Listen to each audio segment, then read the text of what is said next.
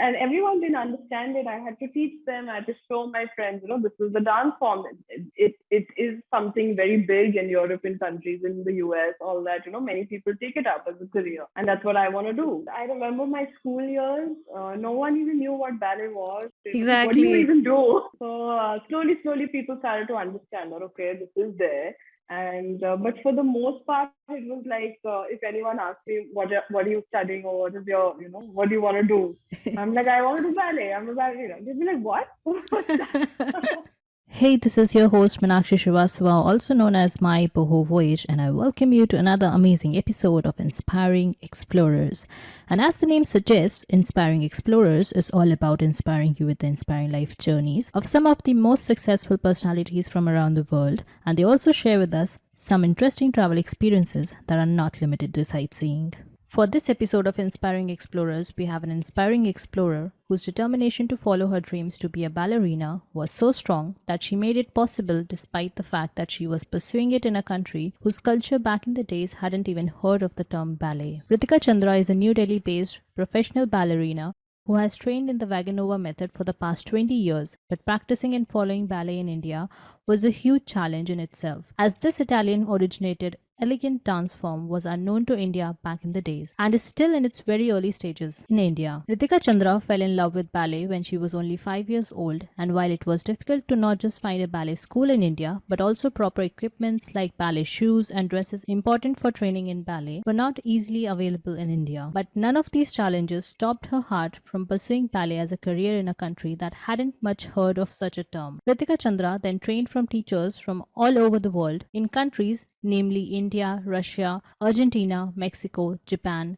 USA, Dominican Republic, and France. Her dancing career included intensive training at prestigious schools such as the Kirov Academy of Dance, Washington, D.C., Washington Ballet, Cincinnati Ballet, Contemporary Dance Theatre, and Tevlin Ballet. She has also been part of several ballet performances in India on a professional level, holding the position of the lead dancer, and is currently the founder of the ballet school named Ellan Ballet, making it possible for the young dreamers that love ballet to not face the same challenges that Ritika faced. Don't forget to like, follow, subscribe, and share, and also to watch this episode on YouTube. Also, come connect with me on my Instagram at the rate MyBohoVoyage. You can watch all my Inspiring Explorer episodes on my YouTube channel named MyBohoVoyage, spelled as MyBohoVoyage, or you can listen to them on Spotify, Apple Podcast, and Google Podcast, Geo7. Just search for Inspiring Explorers on the apps and you'll find the show. Also, all the links are mentioned in the description box below. So without any further delays, let me welcome our amazing guest for today, Ritika Chandra.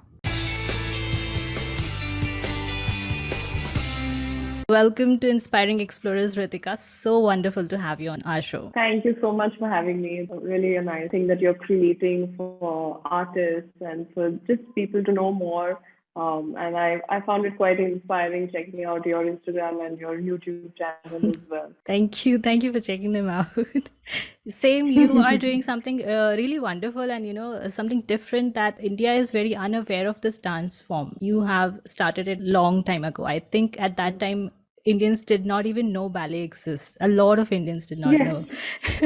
Right? So what's right. your story? So Like how did you come into this and then make it a career? So actually, it started with me seeing a ad on TV, so just a commercial, and I was like about like 5 years old, maybe between 4 or 5, and I just saw like a ballerina jumping in costume and everything in that ad, and I hardly even remember this happening because I was so young. But my mom has told me the story, and she was sitting right with me. And she said that you suddenly, sat at the edge of your chair and you just kept staring at this ballerina. Wow. And you didn't look anywhere else. You were just, fixated on that screen. And a little while after that, I was quiet and I was probably thinking about it. And then I told her, I'm like, this is what I want to do. I want to be her. So she was like, oh, living in India, we hadn't heard about any, ballet school, ballet teacher. We hadn't heard about it at all. But so it actually took like many years of this waiting period because of a ballet not being there in our country. Yes. I kept remembering that commercial. I kept telling my mom that I want to learn this, I want to learn this, but she wasn't able to find any school. And then somewhere this passion was just so strong that even on, like, ballerinas wear special point shoes, right? Like to stand on our toes. Yes. So I started standing on my toes with just regular sneakers. I would be Oh, running around the house like cool. just standing on my toes and trying to, dance, Yeah. copy what I had seen. And years passed by like this, and my questions to find a school, all that didn't end. Like I kept asking, that I want to do this. So finally, when I was like between 10 and 11, a Russian teacher just happened to be visiting India, and she was taking a 10-day ballet course, just a 10-day, small little course. And it happened to be right next to a school next to my house. And so my mom, thankfully, she just jumped at it and she was like, "You go and do this. Like, this is the opportunity." Cool. So I did it and I loved it. Like, I absolutely loved it. I was like, I finally found what I need to do. Like, it was so clear. It was something that, something you just don't have a doubt, right? And even as a child, I was just like, this is, I will do something with this. And I enjoy it so much that it will turn into something. So I did that course. And from there, it opened up some possibilities. So we found some teachers in India who were teaching ballet at that time, the first few ones that were bringing ballet into the country. So I started training with them, and then a few years later, my parents realized that she's very serious about this and she wants to take it further. So thankfully, they supported me and they sent me abroad for workshops, training, in schools over there. And that's how the whole thing started. So yeah, it's been quite a journey. And I remember my school years. No one even knew what ballet was. They were like, "What do you Exactly. even do?" Like, what do Exactly. you, because I was not so interested in school because I had already found my passion. I knew what I was going to do with my life. So I would just be like, wanting school hours to finish, because right after school, I would go home, have lunch, and I went to my ballet class straight away. So I was just looking forward to that evening time when I could just go and train in something that I love. So and everyone didn't understand it. I had to teach them. I had to show my friends, this is the dance form. It is something very big in European countries, in the US, all that. Many people take it up as a career, and that's what I want to do. So slowly, people started to understand that, okay, this is there. And but for the most part, it was like, if anyone asks me what are you studying, or what is your, what do you want to do, I'm like, I want to do ballet. I'm a ballerina. They'd be like, what? What's that? So Exactly. that's how it started. But I'm really happy because now I think most people know what ballet is. So in like now I've seen such a remarkable change in, India as a country, accepting cultures from, different countries. And I think mostly everyone at least has a vague idea of what ballet is. So even if they don't know exactly, they've heard about it from someone or the other, which is a big change from when I was small. Yeah. So Yeah. if I may ask, how many years have you been doing this? 20. I just marked 20 years this year. Wow, I completed wonderful. 20 years. Wonderful. So I Yeah. think 20 years back in India, if we go back 20 years, so I think that would be like classes to chodo. I think finding those ballerina shoes would have been difficult. I think even for Delhi. Oh, everything was difficult. We couldn't find, like, ballerinas wear a leotard to practice, right? So we wear stockings and then a leotard. So a leotard is essentially, it's like a swimsuit, like one piece swimsuit sort of style, but we dancers call it a leotard, and it's a little different. Hmm. So it helps us train, it's stretchable and stuff. Yeah. Then at that time, no one had heard it. There was one sports store, Lodi Sports, like right, the first sports store in Delhi that we everyone used to go to at that point. And they used to just have, like, swimsuits that could have worked as a ballet leotard. So that's actually, what we all used to buy. And then, our teacher would get the ballet shoes from Russia or like other places and get it, for us. And then slowly, when I started traveling to the US to train, then I started obviously getting my things. And thankfully, we still have family over there. So whenever they come to India, they're all bringing, ballet things to me, because still it's not that easy. It's not like that available. Thankfully, we have some stores now that have come up that are, supplying ballet clothes and, general dance clothes to people in India. But at that time, it was like anyone coming from any country abroad, please give me shoes. My cousins have brought me shoes. My aunts have brought me shoes. Like everybody who's visited India from like the day I started ballet has brought me some ballet clothes or shoes or something. Wonderful. That's what I'm imagining. Yeah, Like 20 years ago, people did not even know ballet is a dance form that exists, And now right, we know because of the movies, and, we have Netflix and we have right. the internet. So, like, there's a Yeah, diversification of a lot of things that we right. know now, that these languages exist, these cultures exist. Yes, It was like so closed, and finding these equipments would have been such a struggle. And then finding schools, you yeah, said you studied abroad. So, like, yeah, finding a school abroad, firstly, like doing the right, research for the schools, and then finding the right. school, applying in how to apply. So, how was that, the struggle of, going abroad, first of all? It was scary actually. It was a little intimidating because I it was like I was in a bubble, right? I was just training ballet in India where the ballet training is not even that high, right? Like you get what you can take. Like you just do the classes that are there already and you don't have that choice that, oh, I want a better academy or a better teacher. Whoever's there, you train with them and that's it. Yeah. So when my parents told me that we can start looking into this as an option, you start seeing what places you can apply to. So my aunt lives in the Washington D.C. area, and there was a school over there. So we actually started looking there so that we could go to her place, and she helped us a lot during that time.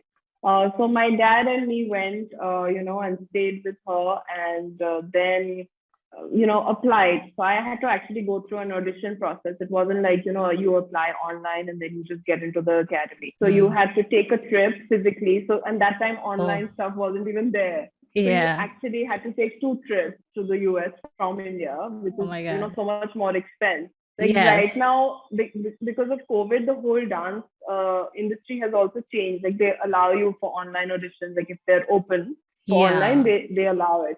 That time we had to take 2 trips. So we went first for the only the audition. So I went and that was really scary because I had never actually, it was like how you have to give an exam. You Yeah. have to do your best and pass. So and that time I was a little intimidated because one, I was very young. I was between, I think, 14 to 15 years. Wow. So I was very young. It was the first trip abroad, and the audition was scary because you have like these top ballet teachers and masters sitting there in the room, and you have to go and do a whole class. They make you do a whole ballet class, and then they see who's talented enough to join the training. So thankfully I got through, and that was like a big thing for all of us as a family. Like it sort of proved that all the sacrifices my parents made, all the years of waiting for ballet teachers to come to India for me to start, all that started paying off because once I got through the audition, it became like a real thing that, okay, now that I'm accepted into an actual ballet school abroad, now we can seriously look at turning this into a profession, turning it into a career. So that was the main thing, that I always had this passion to study abroad for myself, that I wanted to have that training, but also to bring it back to India. That was one thing that I didn't want to just do it as a dancer. I always had this passion to become a teacher. So I became a teacher quite early on in my career. Like I didn't wait. Like normally, sometimes you are a dancer for a longer time, and then once you stop dancing professionally, you become a teacher. Hmm. That's a path some people take, but then other people take. If you're really interested in teaching, then you can start teaching early on. So I was actually like between 17, 18 when I actually started getting teaching experience. So yeah, that's how it all happened. And then we came back to India, and then we had to go back for the training. So that training was there and very rigorous, like completely opposite to what we were doing in India. Like my body went through a lot because, like like in India, because we weren't doing ballet like full time. I had normal school, and then I had to go for ballet class. So at the most, I was training like maybe 3 or 4 hours a day for ballet, and the rest was in school. And but there, it was only ballet from morning to night. So we had like easily double of what I was training in India. So I was training like maybe 7 to 8 hours a day. So getting used to that took some time, but I loved it. It was the best experience ever to be involved in actual cultural building purely for ballet. Only focused on training ballerinas at the highest standard. And I still, I met wonderful people over there, wonderful dancers that I'm still in touch with. So it was, a really good experience. And I was the only Indian there, so it was sort of a nice. It was scary, but it was also a nice feeling that I was able to get in, being from India and being that India doesn't have a strong ballet background. Exactly. And like you mentioned, you couldn't find schools. And I've seen a lot of interviews about ballets and studying about ballet that you need to avoid injuries if you do not start at the right age, right? So, Right. and people that are teaching in India are not professionally qualified for that. They do not know about it. And then people can end up having injuries if they do not start at the right Right. time and train their bodies well. So, and you went from, a basic training to a rigorous training back in America and Russia and every places that you traveled. Right. So how was that experience, and how important is to start at the right age, and what is the right age to start as a ballerina or a ballerina? So, actually, you touched on a very important topic with the standard of ballet training over here. Like, I myself got many injuries in those years of training in India because of the level of teaching, the lack of care for alignment or to strengthen the child's body first. So what happens in ballet, because anyway it's a very difficult art form to study, it's hard on your body, right? So the best way of training is to really keep in mind that each child is different with their own body, and they need like specialized attention on how to strengthen certain parts of them, which muscle to strengthen, which muscle to stretch. All this really plays a very important role into keeping their body in the best shape for a long career. So that's actually what I didn't have. So I ended up having multiple injuries, and all the time something or the other. Because in India we don't even have the right flooring in our dance studios. So abroad there is a sprung floor. It has a little bit of a spring to it. So when you jump on it, it doesn't hurt your knees and your back, all that. So it's good for ballet. But in India, we were dancing on like marble and like just like hard surfaces. So that was Yeah. another thing. So, and it was really important to me. So when I opened my studio in Narasapuram, I actually, my dad built this flooring for me, which is amazing that he Wow. managed to build that. And Yeah. it turned out to be international standard because we had guests coming from Italy, dancers, ballet dancers, and they danced on that sprung floor, and they were like, it's actually like, it works. Yeah. And my dad just managed to build it. Like, we searched on the net, and I was like, we have to have a sprung floor for the studio because I don't want to risk anybody, their when they jump, their knees, their back, everybody should be healthy. So I love that flooring because it really it makes ballet easier to Yeah. do class, to jump on that floor. And otherwise, you get so much pain jumping on like a hard surface. Plus, then the teachers that I had, I'm very grateful that they were there at that time to get me to start ballet. But I do feel that even today, the level of training can be better. Teachers need to train more. Just because you're a teacher doesn't mean your training should stop.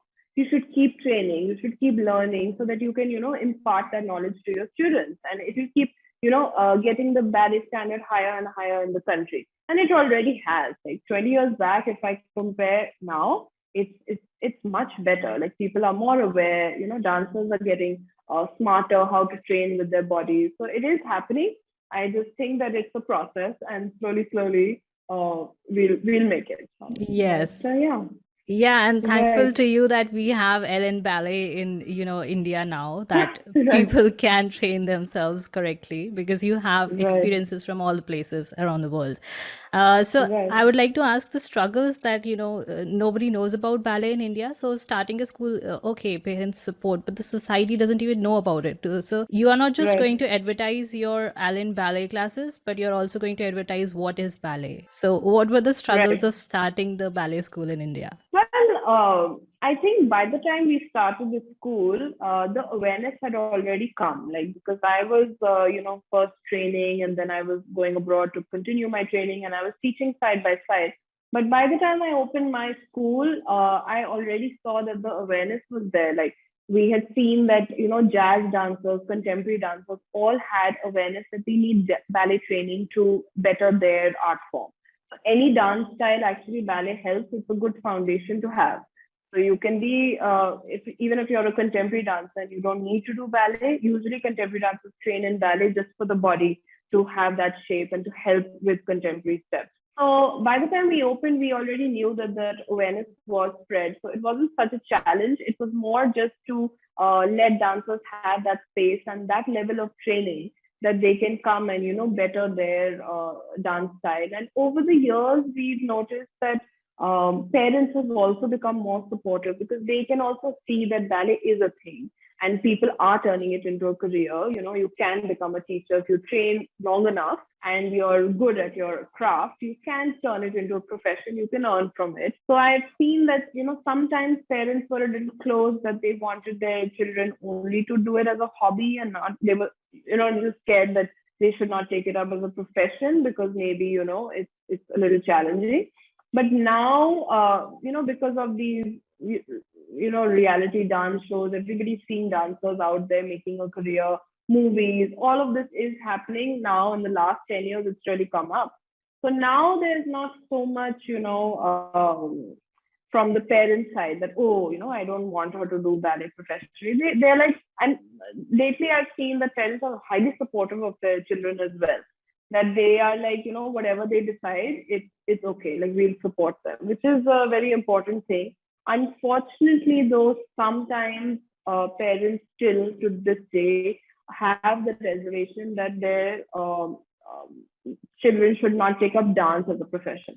Somehow there's that block, not only for ballet, but just generally dance, that, oh, it's not going to be enough to sustain you, or it's just not, respectable enough. Sometimes, I've seen that as well, that, they want them to have, considerably a better job, which I obviously don't agree with, because I feel like there are two types of people in the world. That you're either into academics or you're into creativity. If you're into creativity, you should really try to, parents should understand that if you have a creative child, you should not try to, suppress that creativity, whether it's art, whether it's music, whether it's dance, whatever it may be.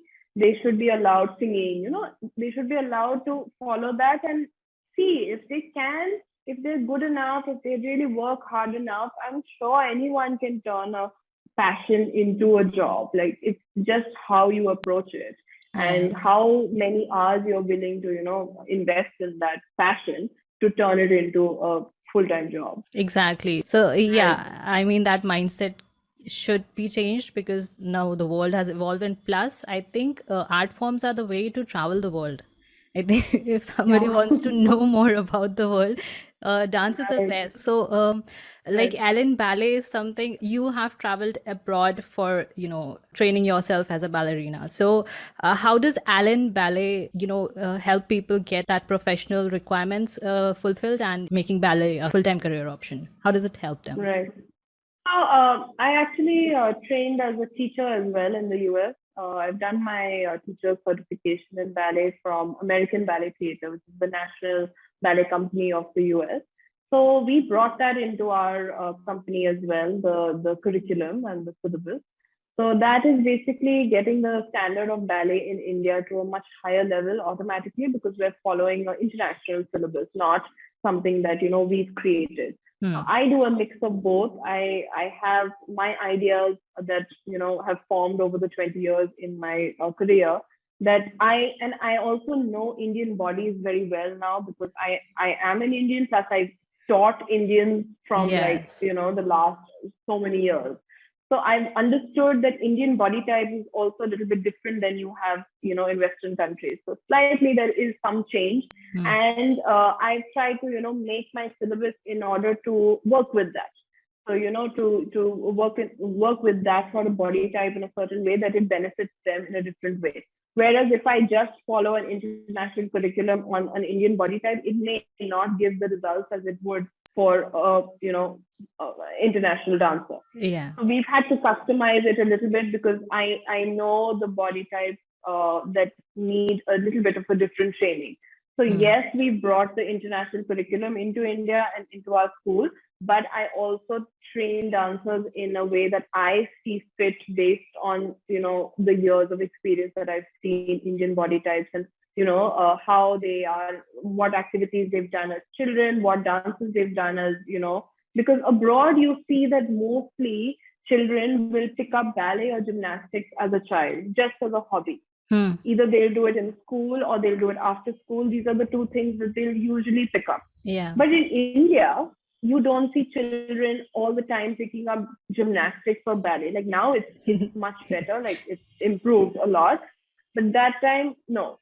So you'll find them that they maybe pick up sports. They'll do tennis, they'll do badminton, they'll do football, cricket. Some sport they might pick up, but not like a flexible, regime. Yeah. So ballet improves flexibility, gymnastics improves flexibility, yoga improves. So if children don't pick up one of these three as a child, then that flexibility goes away. So you have to start at either you start at like between 5, 6 for just regular, classes that are not professional, but just something to get the body moving and, flexibility to improve.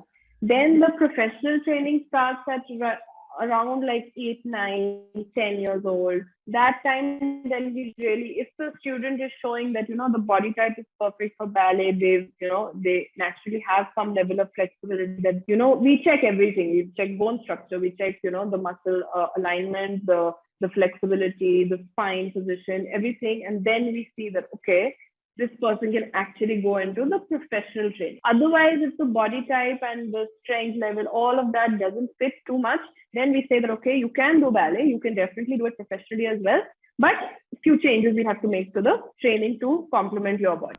So that is something that is there, that you need to have the basic level of, flexibility, open body type, all that to take up ballet professionally. But it's not entirely like, oh, if you don't have it, you can't become a dancer. I don't believe in that. I've seen some teachers that, are very like, oh, you don't have flexibility, you can't do ballet.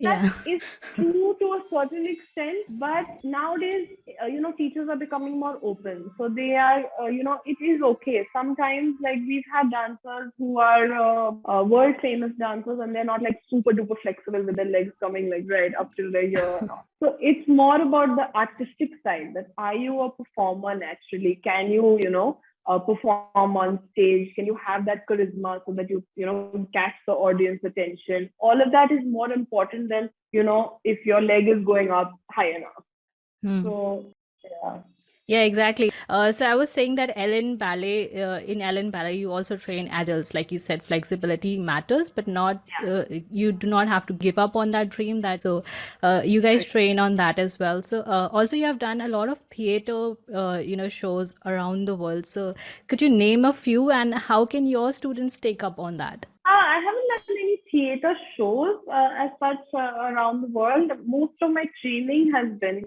abroad. Most of my performances have been in India itself.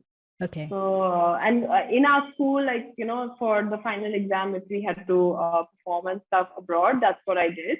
But I haven't actually, gone into the, dancing abroad in theaters and stuff, just training, because I started teaching. So I actually don't dance as much now anymore. I'm focused more on teaching, and just that passion sort of took over. So I still dance for myself, like I do my training and stuff, but I'm not so into, performances as such. I would rather, be teaching my students and let them perform than me get on stage right now, because I've done, what I wanted to do. I accomplished it, and then I'm now a little relaxed. I'm like, now it's for the others to do. It's not that I need to, have that thing that, no, I should be on stage and all. Yes, it's nice sometimes, if we had our festival and I performed there. I did it for my students. We did a festival where we basically got Indians and international artists to perform on one stage. So we had it in Delhi at Samani Auditorium. This was before COVID happened. But so we had this amazing event where it actually for the first time brought international ballet dancers and Indian ballet dancers on the same stage. So that Wow. was a wonderful moment to have and to be able to do it. And, it gave a chance for my Indian students to meet these international ballet artists as well. And a sense of pride that we're performing on the same stage as them, which normally would not happen, right? You would not be able to perform at the same level as these international stars. But it turned out really nice, and the response was amazing. That that cultural bond was created, that between Indian ballet dancers and from Western countries. So that was a really interesting thing. Yeah, that's But a then very COVID beautiful happened, thing. right? सबके plans Yeah. चौपट कर रहे हैं Covid Covid Oh, Baba. right. Yes. I started Right. vlogging and I was a travel vlogger. I am, still am. And then Right. COVID happened. Oh, I started getting collaborations, and that's when I started yes. podcasting.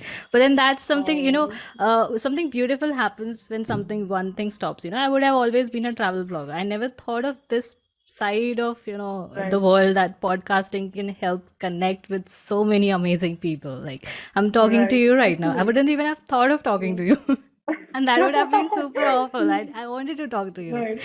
right? So Yeah. so that's very good that the festival brought in Indian ballet dancers and international ballet dancers together. So that exposure that the students of your classes would get is amazing, and Right. hopefully you do another festival and celebrate it. So Right. yeah, so talking about COVID now, so how did COVID affect your business? When did you start it, Right. and like after COVID, how did you adjust to the changes that it brought? So I thought COVID would affect our business much more than it did. But I'm actually really grateful for the changes, like how you just mentioned, right? That something closes and a better thing comes along. That's exactly what happened with us. That in the beginning, when it happened, and I was like, oh, I have to stop my group class. That time I was teaching in Noida. Yeah. So I had already closed the Delhi center because I wanted to focus more on Noida. So I was, building that. And then, suddenly, as soon as some change happens, the natural body instinct is like, oh my God, what's happening? Nothing is going to work out, and you start freaking out, right? Yeah. And then I was like, okay, like let's think about this. And I'm so grateful because I think this is what I needed to do. And this is the happiest I've been rather than running a studio, running a company, doing it all on my own, teaching, dancing, like everything. To change everything into online is so much better because one, I can reach people, like I can reach more dancers and they can approach me at any time for private, for whatever they need help with. And two, it's less stressful than running an actual academy. And three, it's just actually possible. Like I thought online training was not going to be so beneficial for dance. Like it maybe it's good for other businesses, but for dance it's difficult. I was Yeah. really proved wrong. Like I totally was proved wrong because we've actually like I'm talking to me and my colleagues as well, that we've actually realized that we become better teachers after teaching online because you have to explain things much better so that the person understands. So you really have to get in depth of which muscle is working, how the alignment should be. Really explain it in the best possible way so that they understand. Whereas before COVID, I was used to making physical adjustments to the body. Like okay, your back is not straight, then I'll open the shoulders. Something like that to guide them in that way because that's how I was trained. That's the only way I knew. Hmm. But after COVID, now we only can use words, right? We can either demonstrate with our body or we can use words to get the person to exactly understand what I want from that step. So it's only made us better and stronger teachers to, train this way. And to be honest, none of my students are even asking for physical classes right now. They're all so happy with the online training that they don't even ask that, are you planning on starting like physical classes? Nothing. So it's just gone on. So that just got me thinking that I don't think I ever want to go back into a physical space again unless it's for workshops. So I'm very open to, doing workshops across India, maybe short things that, I just go maybe 10 days, 15 days, 2 weeks, whatever Hmm. it may be. But my main business now will run online. And I'm excited about it because I think I can reach many more people. And then if anyone wants to train with me physically, they can of course attend any of the workshops. So that's the plan going forward. Let's Exactly. see That's what happens. amazing. No, that's amazing. And I think it Yeah, gets better now because, of course, COVID has been a little lenient right now. So, I hoping for better days. agree. Yeah. All right. So, you have trained yourself abroad. So, how were those, experiences being with international artists, also living there? So, I also want to know how many places have you, learned ballet and then, getting into the experiences of those places, cultural shocks, if any. So, well, actually, I was lucky enough not to have any cultural shocks because my mom is an Anglo-Indian. So she has a lot of like international blood, like Okay. German, Spanish, French, all that. So Oh, we grew cool. up, actually, my Hindi is quite weak because we grew up speaking English at home. So the only Hindi I ever had to speak was, to study in school and, Hmm. pass those exams. And otherwise, I just never spoke Hindi. Like, so culturally we've been brought up, like our family's been brought up a little bit more in the western sense instead of the traditional Indian. So my dad is Punjabi, but we still grew up celebrating like every festival, like the Christian festivals or Hindu festivals, like everything mixed. So traveling to the US for the first time was not such a shock that I imagine other Indians, like my students and all, sometimes they feel that, okay, it's a big shock. So for Hmm. me, I didn't experience that. What I did experience is just a little bit of intimidation and lack of, just like a little bit of self doubt that, oh Hmm. my god, I'm coming from India where ballet is just not a thing, and what if I'm not good enough? What if I don't prove myself? Like those sort of things was Yeah. a big thing because I was very young. I had to live there alone suddenly without family. So that was an adjustment that, we lived in a dorm together. So I was with, all these other dancers, fellow dancers, and it turned out to be a lot of fun. But in the beginning, before I did it, I had these thoughts running in my head that, you've not even done that much ballet, and now you're in this school where they've done ballet their whole lives, and that thing was there. But Insecurities hitting in suddenly. right, it just happened, right? Because like I was doing ballet as like a hobby, but these dancers that I knew, they were already doing it professionally. Hmm. But in India, like I would call it a hobby only because like I was serious about it, but I would call it a hobby because it was still only 3 hours a day. Hmm. And for me, that is still, a hobby type. Because as soon as you go into professional, you need more hours a day, right? So, Yeah. yeah, so that was the adjustment for me, just, pushing myself to, get that strength that no, I was accepted into the school. I am good enough and I will, make the best of it. And it was fun also to see a new city, to see US for the first time. And we always had family there, but I had never been.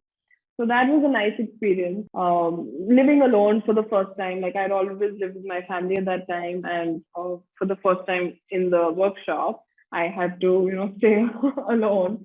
And it really does make you more responsible. It makes you much more mature very fast. So just in a span of a few weeks, you feel like, okay, now I need to take care of myself. And Hmm. so that was the first thing. And I love traveling like anything. I don't even need international trips. I just need a road trip. Like I just Exactly. need to go somewhere. Anywhere. Yeah, right. Anywhere. Like my husband tells me, he's like, you sit in the car and you get happy. Like even if we're not going like out of town, you just get happier like out of the house. I'm like, yeah, like I didn't realize it till he said it. But you just literally your mood lifts as soon as we're outside. We have a lot of, like I love food. Like even being a ballerina and breaking that, pattern that ballerinas don't eat.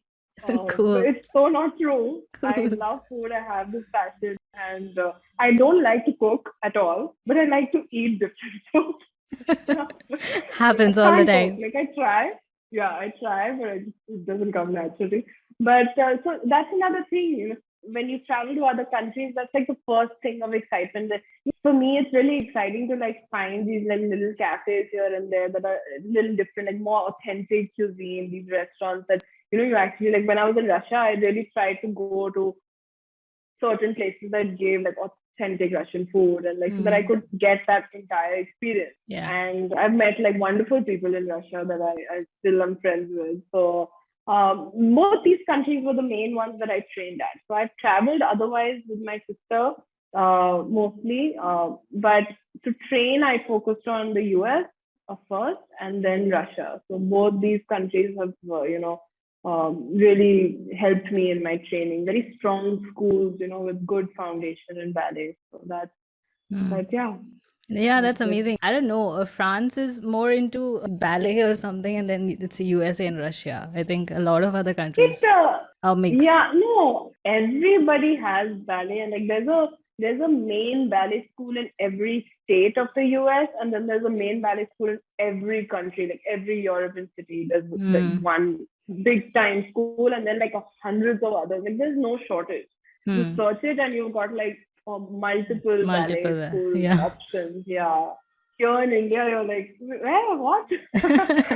Looking. I think it's just in New Delhi. I think because of you and the other teachers that have been, abroad maybe and then Right. had that exposure. I think Huh. a lot of cities, Mumbai maybe, Mumbai has yeah, Bangalore, Bangalore, yeah, all Pune, those main cities, right? Metros. Delhi. Yeah. Other than Cool. that, we haven't heard. Yeah. Yeah, Yeah. they might have, and we have students that come from smaller cities, but they have to then come to Exactly. these bigger cities to train.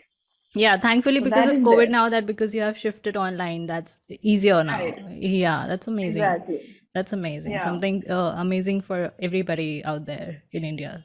Right. Yeah, everywhere. Yeah. Like anywhere who Right. doesn't has a class can always go online. That's Yeah. amazing. At least it's there. Right. Yeah, and a very good point that you mentioned that even being a ballerina, you like food. So it's not something that people are, worried about. So any special diet that ballerinas follow, or is it just, okay. And also you mentioned Indian, training people according to Indian. So Indian diet is very Right. different, eating a lot of ghee and Right. butter and, Right. so All the good stuff. all the good stuff. Yeah. Right. So, Right. how is it a myth or something that people can burst that bubble of you can eat and still be a ballerina? Right. So it actually differs from person to person, just based on your body type and how you, process your food. But for the most part, we stick to a healthy diet. So we're not gonna have like a ton of desserts every single day, or like all this fatty stuff, like a lot of ghee, butter, all that. So obviously, like any athlete, we focus on like what foods are the most have the most nutritional content. So we try to get a lot of nutrition from our food. So that is our main focus.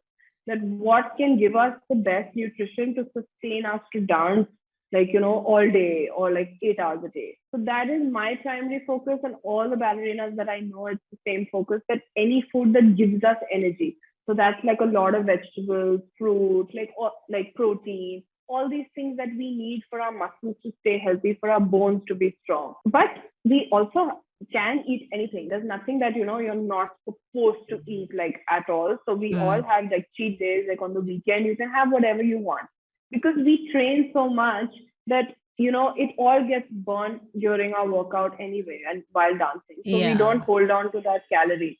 But yes, ballerinas have to keep it a little bit lean because we have a lean body type. It is, it's not strictly required for ballet. Like I told you that nowadays schools and teachers are changing, and they, are accepting different body types. And I love that. Like I feel that if you want to dance, it doesn't matter how you look. Like you should just dance. It should be from your heart. Exactly. And so I just focus more on the health factor. As long as I'm eating healthy food at the time, I'm good. Then 20%, whatever I want, if it's unhealthy, and if I want it, like on and off, like once a week or whatever it is, I'll have it. Like it's quite like, loose and nothing so strict. And many of my friends who are ballerinas are the same thing, that, they'll just focus on like mostly healthy foods, but one odd day, if you want to have something, or if you're traveling and you don't have access to like a super healthy home cooked meal, you just have something, and it's totally okay. But it does depend on dancer to dancer. Some dancers are very strict with their diet. They feel like they can't break it. and that works for them. Like, maybe they need that for their energy level. For me personally, I focus on intuitive eating. Like, I am very intuitive with how I see food. So if any day, if I'm feeling, like eating something that is technically unhealthy, I will have it. And then, maybe train harder the next day or something. So I sort of balance it out that way. I don't Yeah. want, and I teach dancers that train with me also try to not have like an unhealthy relationship with food, that to focus more on exercise and cardio and anything like that, more than to start to look at food and say that, oh, I can't eat this, I can't eat that, this is bad, this is good. All food is good. Like, the fact that we're getting food is good. True. So it's not bad. Like, yeah. Yeah, cool. That's a good point. That all food is good. The fact that we are getting food is good. So yeah. Yeah, the fact that we are, able to, get food and, And then you're wanting to avoid it have just it. because of valleys, it's not cool. Cool. Yeah. So just like, I think finding the right balance that works Balances. best for your body, that gives you the most energy, that lets you train strong enough, hard enough every day. I think that if you figure out for yourself, like each dancer is different, I think that's really good. And obviously having like tons of water, that is the most important. So I think, based on each person, if they can figure out this balance, I think it can work for them. Yeah, that's awesome. And also to stay Yeah. hydrated is very important. Right. Being a ballet or not a ballet, I think we forget to drink water a Yeah, for lot. everyone. Exactly. Yeah. And especially when you're training those many hours a day, you have to Exactly. sort of replenish. Yeah. Yes, so true, so true. So coming back to travel experiences again, so any experience that you have in mind from anywhere? Actually, Yeah, there was cool. one time I was walking on a street in Russia. I forget if it was Moscow or St. Petersburg, but I was walking and I had my ballet bun and I was just, wearing my ballet clothes, but something over. And I was just walking to the studio or maybe back from the studio. And in Russia, I'll give you a little backstory. In Russia, they respect artists a lot. Like, the way India, we like many people, they have respect for the Indian classical dancers, but somehow the other dance forms don't get that level of Hmm. respect. I don't Hmm. know, you probably noticed that, right? Yeah. That there is that thing that if you're an Indian classical dancer, but say if you're a contemporary or jazz dancer, you're like, oh, that's just like, is it a hobby? Like, Yeah. they'll say those things. That's not a profession. You're just doing it for Yeah, passive waste. but Indian classical has that certain respect because I guess it's part of our culture. We've seen Hmm. it, we've grown up with it. So people naturally, I don't blame them also. Maybe they don't know about the other styles. So they naturally have that respect if you tell them you're an Indian classical dancer. Now in Russia, it's like that for ballet. So they really respect artists and they really respect their, ballet dancers. So one person just stopped me on the street and I don't know Russian. I've been there, but I know only few words of Russian. Okay. So and he just said, "Oh, ballet, ballet," and he was so happy, and he kept nodding and he said ballet. So I figured that he just stopped me just to appreciate that I was a ballerina. I asked my Russian friends a little later. I'm like, it was strange that I was stopped on the street, and and he kept saying ballet, and he was smiling, and he was happy. And they said that sometimes if you look like a ballerina, like if you got your band and your ballet clothes and all, that people sometimes do stop you because they love ballet dancers so much there and they have such high respect for anybody Wow. training in it that they'll stop you to, appreciate that. Appreciate And it. I always, yeah, I remembered that because obviously, in India, we've never got that sort of respect. Like, I, I've only gotten shock when I tell people I'm a ballet dancer. They're like, oh, you're a ballet dancer? How are you? It's not like, oh wow, like, but then later on it became that, oh wow, how are you a ballet? Like, Hmm. it became like from what to like how did you do it? But to be stopped in Russia, place that I respect highly for ballet, like it's really something to train in that country for ballet. The training level is the highest possible ever. So to be stopped like that just on the street, I was like, oh wow, like it made me feel like so nice. Yeah, that's awesome. That's a Yeah, good experience, right? Like in India, you wouldn't, right, and even if you're being stopped in India, I think you'll be a little skeptical and worried. Why are you stopping right. me? I actually this that's so true, but I just realized that I wanted to tell you that it suddenly changed. Like before, like if I was doing like a shoot outdoor or something, like people would just like really stare like at the shoes and or the Hmm. outfit or something, like it's so new.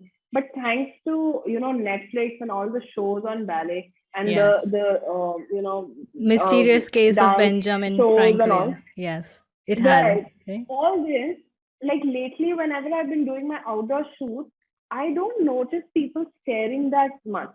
They just look, they see what's happening, they go, they walk, and it's becoming like European nations where it's a normal thing to see, and that makes me happy because now ballet is not like some like weird thing from space in India that is so strange. It's like, oh, they see it and they just walk by. That means people are aware. That means that awareness has really built over these 20 years, that they don't stop and stare that what is she doing, how, why is she doing this. So it's become like much better. Yeah, it's beautiful that, and now that you mention it, I remember one or two, three posts of your Instagram where you have those photographs and Right, reels from standing in the middle of old Delhi, and you're doing those ballet, right. poses, and nobody Yeah, is like worried, or they're not, they're like in awe, and they're like, it's beautiful. Whatever she's doing is right. beautiful, right? So Yeah, they're not judging you for that. So I can see those reactions in the right. photographs and in the reels. So that's beautiful. Yes. Yeah, that's Yeah, it's amazing. really changed. Yeah. Yeah, that gives us more confidence, right? Yes, definitely, and it just makes me happy because I've struggled to the whole process of being a ballerina in India has not been easy. It's been fighting for what you want, fighting to do it. Hmm. It's been like one step into the other, like it's been like many challenges. So for me to now look back and see that for the younger dancers in this generation who I'm teaching, they would not have to suffer or go through those many challenges as we did at our time. Yeah, So I feel like it's only getting better from here. So in the exactly. next 5 years, next 10 years, it might just be like a normal thing. So It will be, it's it will be. exciting. Now I Yeah. think more awareness is spreading about it. So that's amazing. Right. Yeah. Also, while you were in Delhi and Old Delhi, when you're doing these shoots, so what are those experiences like in your words? Like being in Old Delhi and doing those shoots, and how to bring that confidence to do those ballet, poses right in front of, random public. Right. Right. I think that has somewhat been instilled in me from young because I've been on stage like from a young child. So I sort of got over that thing that, oh, someone's watching me. But, and my sister would explain this really well because she's sort of been a huge factor into getting me to this stage because I'm generally a very shy person. Like I love being outdoors, like traveling and all, but I'm not someone who's super into like social gatherings or such. Like I usually am like, a little shy. So, and I always, like I told you, I struggled with like self doubt, like always doubting that, I was good enough to do this. And she has always been the one to push me that just do it, you're good, you got it, like just don't think, just, Yeah. just go for it. So I thank her because at this time now, at this age, I've finally come to a point where I don't generally think too much about what others are thinking and I just do what I have to do. And I feel like if I don't do it, then that comfort level will not come for my students who want to do it. So the more I go out there and the more I, do these shoots and all, the better the whole community for dancers would be because then more people might do it. Maybe people younger to me will have that courage that they go out on the street and dance and all. And that just builds not only the ballet community in India, but the dance community in India. Hmm. Everyone will start putting things and wanting to have shoots and I actually this one photographer from this shoot, he convinced me. So I was a bit closed on this, but he changed my mind because he's a brilliant photographer. He wanted ballet in Indian clothes, so in a suit. So Hmm. in the beginning, when we were planning the shoot, I'm like, no, it doesn't work for ballet. The lines will not show, body will not show. All this I was telling him. He's like, no, no, just trust me. I want ballet in an Indian outfit. Like it's happening. So I was like, fine, and we did it. And when I saw the pictures, I was shocked. I'm like, actually, I have embraced, Indian culture by wearing an Indian garment. yet doing an international dance form. So it's again somewhat like I it took me back to my festival that I did where it's combining Indian and Western ballet worlds together. So in that picture where I was in a Indian suit but with point shoes doing ballet, it kind of brought those cultures together. So then I told him, I'm like, okay, you proved me wrong. It turned out really good. Yeah, it was really And beautiful. I yeah, saw that one. right, And that mix of a lot of Westerners try to do Kathak dancing and a lot of Indian right, classical dancing, right? Because it's beautiful. They do it out there right, in saris, and so right. mixing that ballet dance with Indian attire is a very beautiful thing to Yes. bring those cultures together and make it more like respecting those cultures and bringing them together and spreading awareness. So that's beautiful. So That shot was beautiful. yeah, Yes. there's actually a ballet story. So in ballet, we have like certain stories. I'm sure you've heard of Swan Lake and stuff because of the movie. Mm. But there are certain stories that we have. There's one story in ballet that is based in India. The Wow. ballet name is Lava there, and it is based in India. But the only thing is that the costumes have been designed with Indian influence. So a lot of like stones and beads and all of the work, like rich Indian culture. But in a way that it works for ballet as well. So it's not like so long or it's still sleeveless, it's not full. And it's not like a normal Indian suit, it's more fitted and then flared, like dress type, but with a lot of Indian work.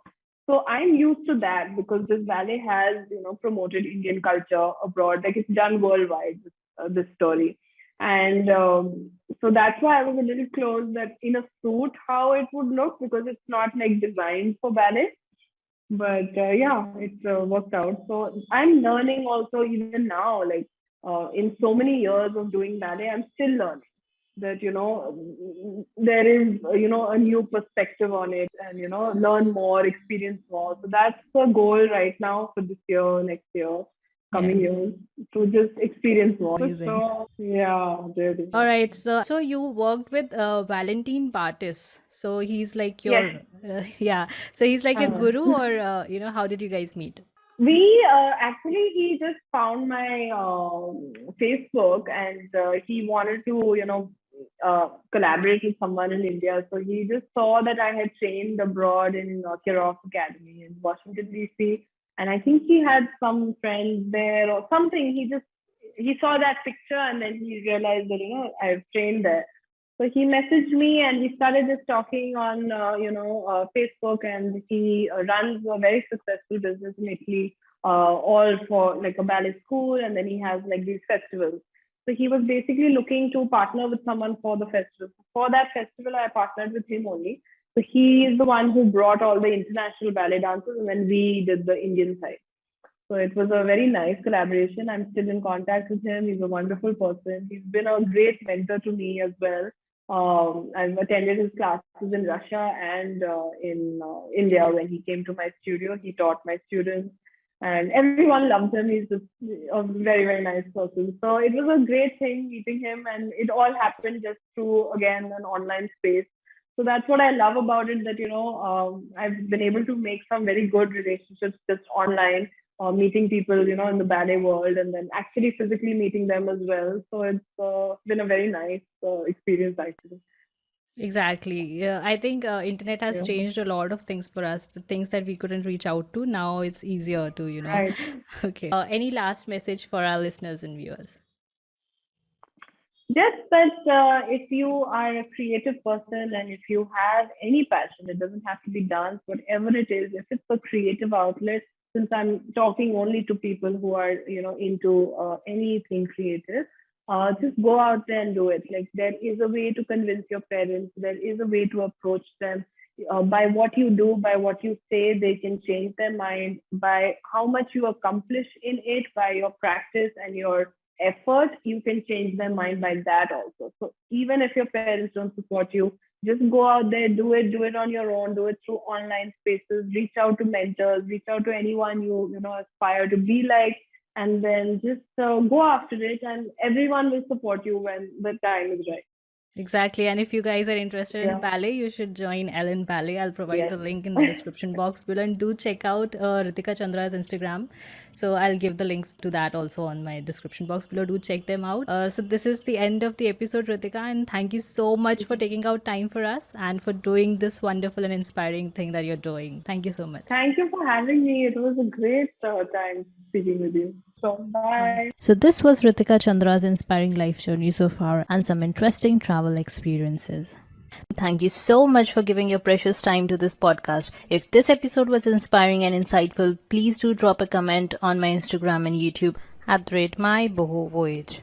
Also, do check out my YouTube channel at @MyBohoVoyage for the video version of this episode. Please do subscribe and give a 5-star rating and hopefully write a review for Inspiring Explorers. Also, please don't forget to connect with me on Instagram and YouTube. Drop me a hi or send me a comment so that I know we are in this journey together. This is Meenakshi Srivastava, your host for Inspiring Explorers, saying goodbye.